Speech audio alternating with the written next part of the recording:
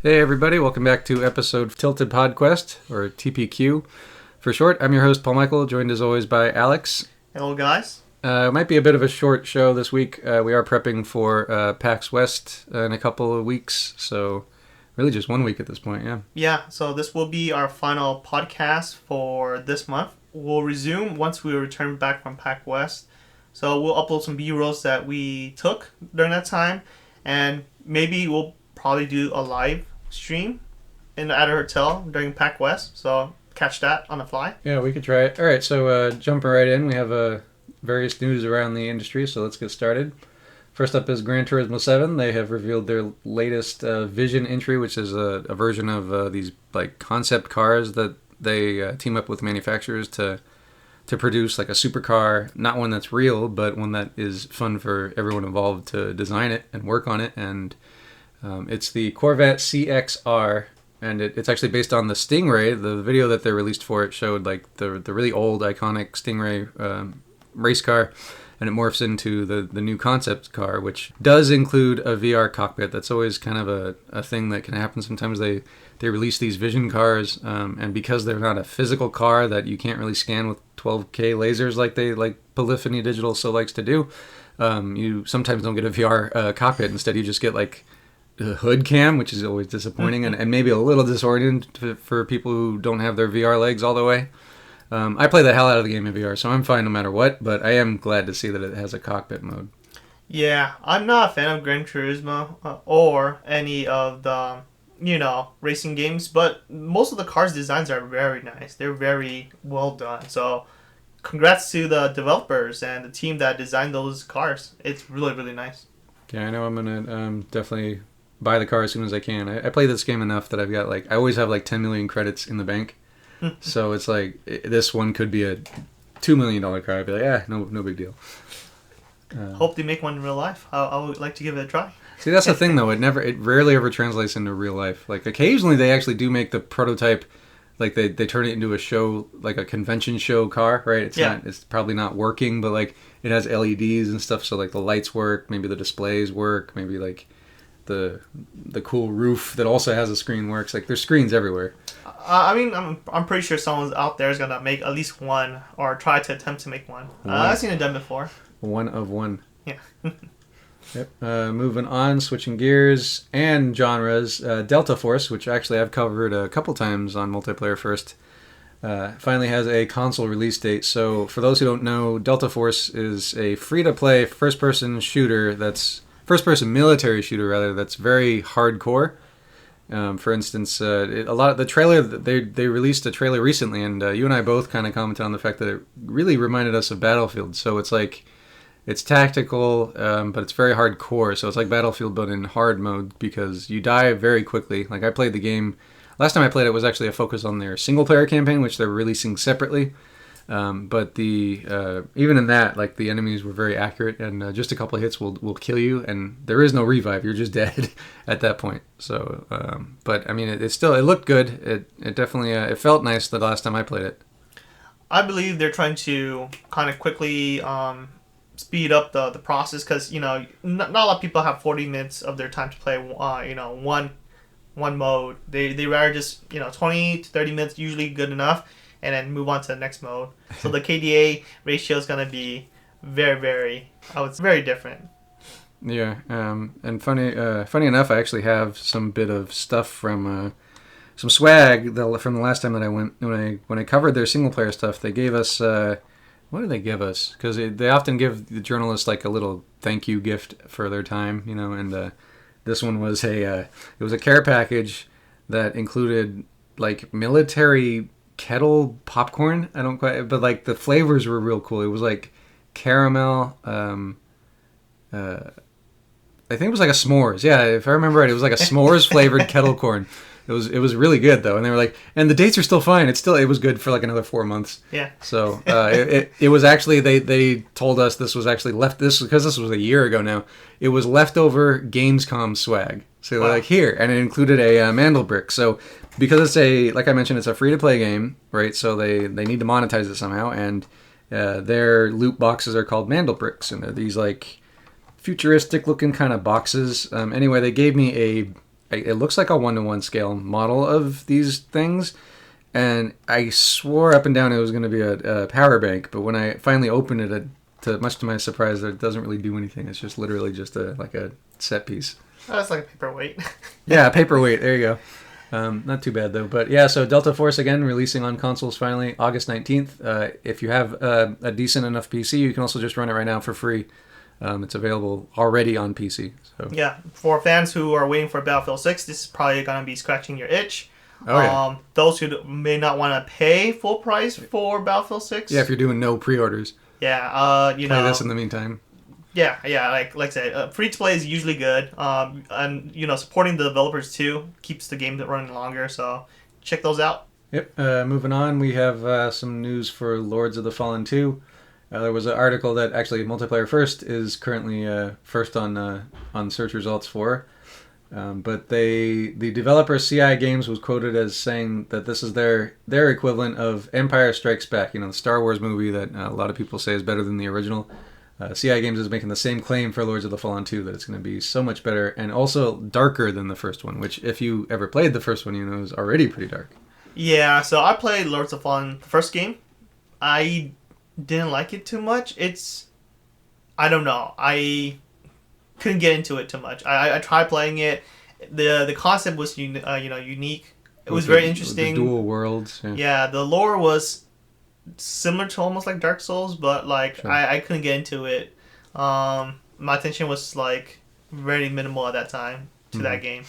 So I'm not saying it's a bad game. It's just it wasn't the game that I was looking forward to when I was playing it. I bought the game too. It was like $70. Right. But yeah, couldn't finish it, couldn't get into it, and so I was like, it's a waste of money from my side. But yeah, I reviewed it. It's actually on Multiplayer First. I believe I gave it a 7 out of 10. It was good for first real try at Souls-like. It wasn't bad. yeah, You could definitely see some of its flaws, but I mean, overall, the concept of the dual worlds made it feel that it was fresh enough. yeah. And so, best of luck to CI Games with their sequel. Looking forward to getting my hands on that, and if I do, of course, you'll see it on Multiplayer First. And keeping it dark, Chronos also. So Chronos: The New Dawn is a horror game coming up by Bloober Team. It's slated to release in September. We already knew the release date, at least for the digital version, would be September 5th. And there would be a small physical release. That was not news. But it seems that GameStop and Amazon have both leaked the potential release date, as they're it's currently slated for delivery on September 19th. So if you want the physical copy, sounds like you're going to have to wait an extra 2 weeks to get it. Yeah, I meant it could probably be, with the economy going on, tariffs maybe, give or take, or, not enough shipping workers, postal workers, I guess. But can't really say for sure. But hopefully, for most people, just wait a bit, 2 weeks. It's not a huge deal. Like, let them, I would say usually give like a week for the games to cook. Let people, play it, have more reviews about it, and then decide to buy, if you like it, to buy the game. Yeah, I think the real reason behind the delay or potential delay, because I don't think this has been confirmed at all. It could just be a placeholder that the retailer put for some reason that we don't know, and they're not saying. But it could also be physical releases that are limited in scope like this often run into hurdles that larger suppliers may not really have because they've mastered their supply chain logistics. So it's anyone's guess as to why there's a 2-week delay now, but hopefully it's not the case. But if it is, I mean, that's not the worst thing in the world. Chronos is a single player only game, so you're not missing out on the rabid fan base at the start of the launch of a game that includes multiplayer. So there's no real rush to get it. On the other hand, you do want to kind of play it during the spooky season, right? Because Halloween will be around the corner from that release date. Yeah. So patience. You need some patience there. And let's see, our last game for at least game coverage this time around is Neo Berlin 2087 dropped a fresh trailer at Gamescom recently. If you haven't seen it, it's a cyberpunk action game. I'm not sure if it's first or third person, but it's definitely... Oh yeah, it looked like it might have been first person, actually, from the footage. Probably you're able to change the view, maybe from first to third. Yeah, it's like it has a similar Cyberpunk 2077 vibes with a bit of John Wick we were talking about earlier. Has some John Wick feel to it. Yep. I wouldn't say Matrix. A bit Yeah, of Matrix. well, because so the main character, the protagonist, appears to be like this mixture of all these action stars. Like he's got.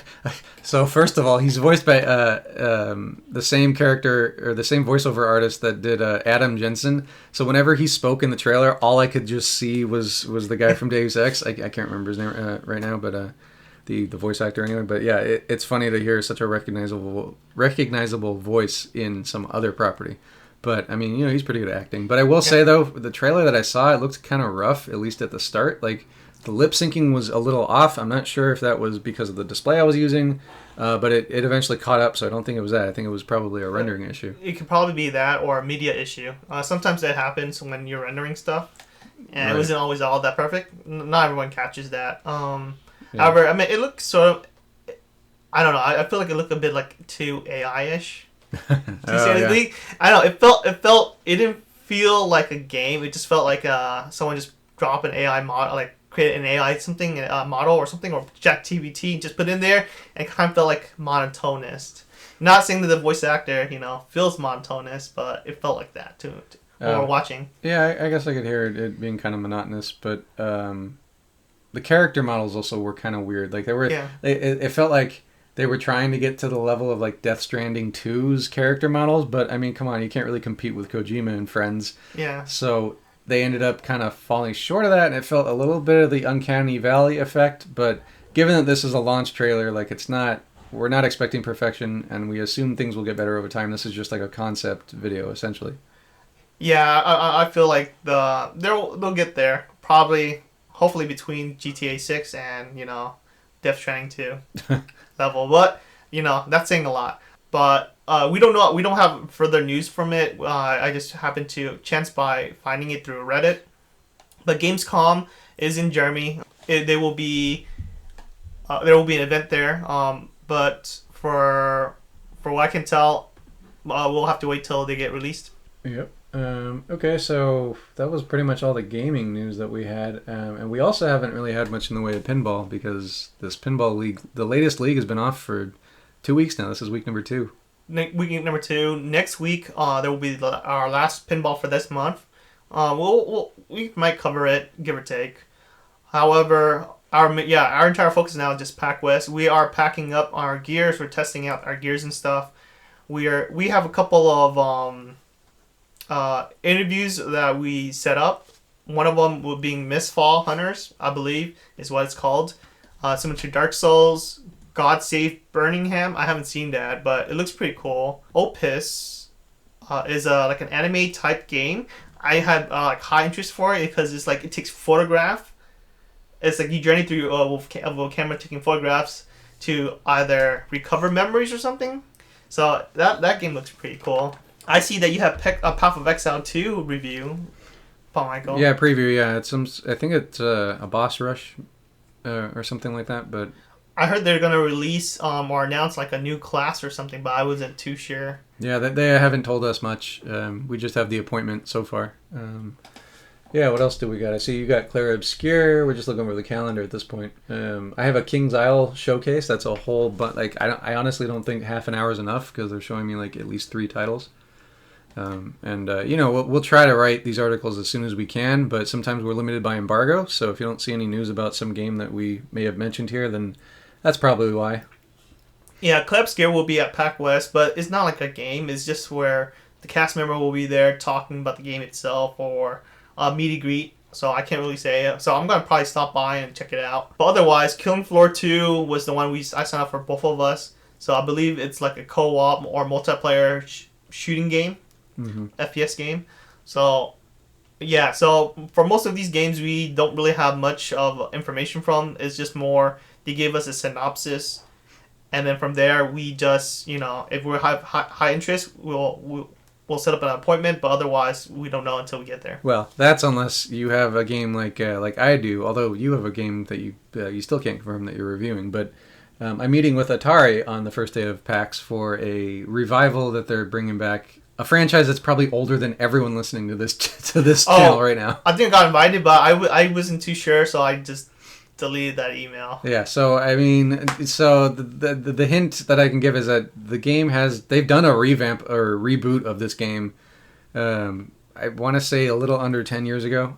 So it's not it's not a franchise that's been neglected all this time, but on the other hand, the last couple of releases haven't done that well. So Atari's definitely taking a chance here with this property. But look for more on that probably next month. I don't think they're ready to reveal anything yet, but they are ready to at least let us see the game, if not play it necessarily. It may be too early in development, but yeah, we have a couple of those appointments, but Atari is top of mind for me right now. Yeah, embargo is stopping us from saying a lot of things. I can tell you for sure I am playing a game that's a cross between Balatro and then that shotgun type game where, you know, you guess the bullets and then you shoot the other person or you shoot yourself.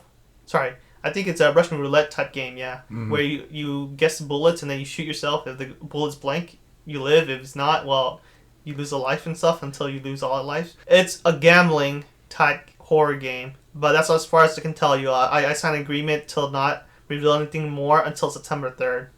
Well, then stay tuned for whatever episode we have around that time. Maybe the next episode, episode 5, after PAX.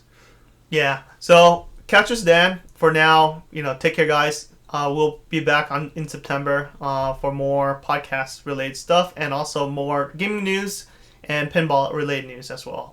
We'll try to include some card games and board games, if any. But for now, take care, everyone. Thanks for listening.